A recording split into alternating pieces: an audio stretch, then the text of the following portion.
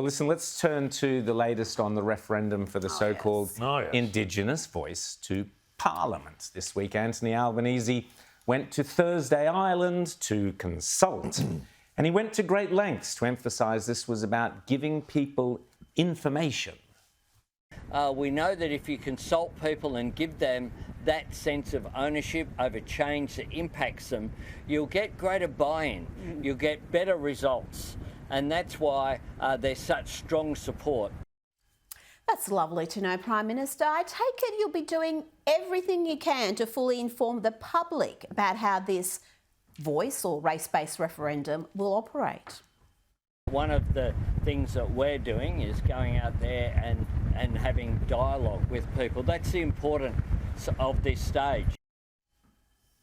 I see. The most important thing is not telling people the ins and outs of what you're trying to sell them, just engaging in dialogue, otherwise known as talking you-know-what. Now, of course, Albanese was accompanied by Minister for Indigenous Affairs, Linda Burney, who also says it's vital that Indigenous Australians have a voice, because apparently they don't have one at present. I mean, really, guys, if only our Parliament had some Indigenous representatives. You're also now part of a Parliament which has quite a large share of Indigenous members and senators. Hooray. How do you feel about that? Oh, it's fantastic. Across the Parliament, I think it's 10 or 11. So, you know, we're overrepresented. Isn't that fabulous? 11 to be exact, Linda. And yes, Indigenous Australians are overrepresented in Parliament, Minister. Thank you for that candid admission. But as to how the voice will operate, it's not just the Australian public who don't have a clue. It is going to be a body that we will consult with, you and everyone else, on what it will look like and how it will operate. That is not the decision of politicians. This is something for you and the Australian people. Excuse me, Linda. The one thing that the Prime Minister has made very clear is that it will be a decision for politicians as to what the voice, the body looks like, how it is structured. Oh dear. Truth is that Bernie herself doesn't have a clue. That reminds me, on the subject of truth. That's where the debate is at the moment. And of course, the establishment of the Makarrata Commission with treaty and truth-telling as part of their remit. Those are the things that we are absolutely committed to. So you mean it's a bit more than just a voice. That truth-telling she talks about is otherwise known as imposing an official narrative, because Linda Burney, like the Labor government and other Indigenous activists, doesn't want to hear inconvenient truths. Take this, for example. What we're talking about here is a permanent voice that no government, like they did to ATSIC, can be gotten rid of. That's why enshrinement is so important. But there was corruption in ATSIC. And When she says ATSIC, she's referring to the former Aboriginal and Torres Strait Island Commission, which was a dysfunctional and unaccountable behemoth that the Howard government rightfully got rid of. But Bernie wants to bring it back, only this time embedded as a constitutional body.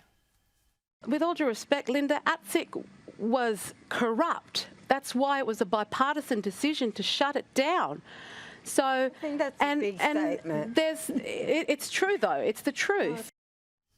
No, it's not, said Bernie when told ATSIC was corrupt. Really?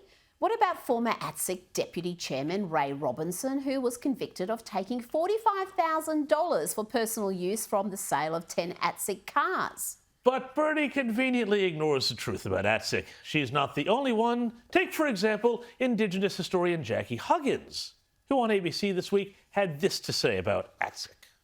Now, the voice, we've had a couple of goes with the ATSIC and the National Congress of Australia's First Peoples, of which I co-chaired.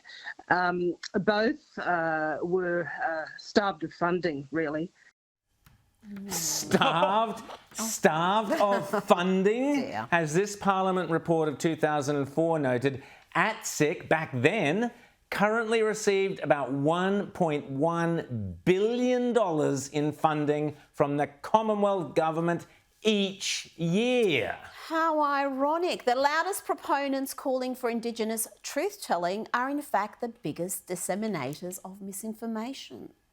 When the colonisers came and invaders came along, they brought with them the patriarchy, and the symptoms of the patriarchy and colonialism is misogyny, sexism, racism, discrimination, homophobia, transphobia. None of those things existed before the colonisers came.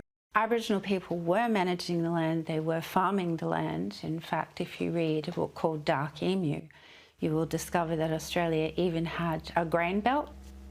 It was smallpox that brought the first Aboriginal people into the settlement.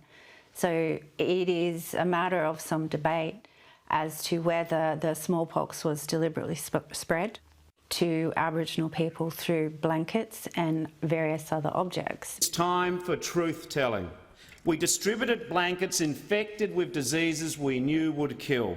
My mother was born in 1965 and she was not considered a human being until the referendum came through to the Floor and Frontier Act in 1967. The equal rights are not even. My father was born before 67, so my father wasn't even classed as a citizen when he was born.